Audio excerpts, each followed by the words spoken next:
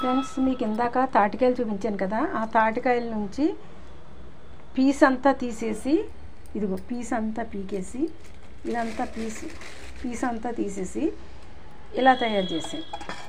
ఇలా తయారు చేస్తే వీటిని ఇలా తీసాక ఇలాగా ఒకదానికొకటి ఇలాగా బాది ఒక 5 నిమిషాలు పక్కన పెట్టాలి. ఇలా పక్కన పెడితే బాగా మగ్గుతాయి.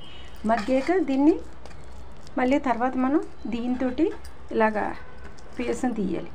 ఇలా తీస్తే మనకి ఈ విధంగా పేసం వస్తుంది. చూడండి ఫ్రెండ్స్, ఈ విధంగా పేసం వస్తుంది. ఈ పేసాన్ని మనం ఎలా ప్రిపరేషన్ చేయాలో మీకు చూపిస్తాను, చూడండి. ఆ తాటికాయల నుంచి తీసిన పేసం ఫ్రెండ్స్, ఇది పేసం ఇదంతా తీస్తే ఇలాగ వచ్చింది. ఈ పేసం తీసాక టెంకలో ఇవి ఈ విధంగా ఉంటాయి. దీని నిండా ఉన్న గుజ్జు అంతా తీసేసాం మనం. ఇప్పుడు ఇవి వేస్ట్గా పాడేస్తాను.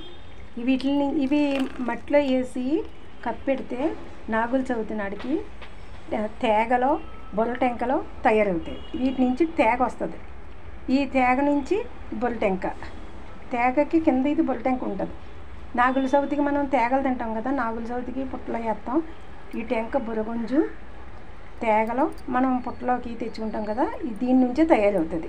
తాటికాయ నుంచి టెంక వచ్చి ఈ టెంక నుంచి తేగ బురగుంజు మనకు వస్తాయి. ఇప్పుడు ఈ పేసం మనం దీంట్లో వరిపిండి కలుపుకొని తాటప్పాలు వేసుకోవచ్చు. లేదంటే కరాసీను అదే బొంబాయి రవ్వ అంటారు కదా, బొంబాయి రవ్వ కలిపి తాటప్పాలు వేయచ్చు, తాటి రొట్టె వేసుకోవచ్చు, ఇడ్లీ నొక్క కలుపుకొని వేసుకోవచ్చు. ఇవన్నీ మళ్ళీ మీకు చూపిస్తాను, చూద్దురు కానీ. తాటి రొట్టె ఎలాగ వేయాలి, తాటప్పాలు ఎలాగన్నది చూపిస్తాను.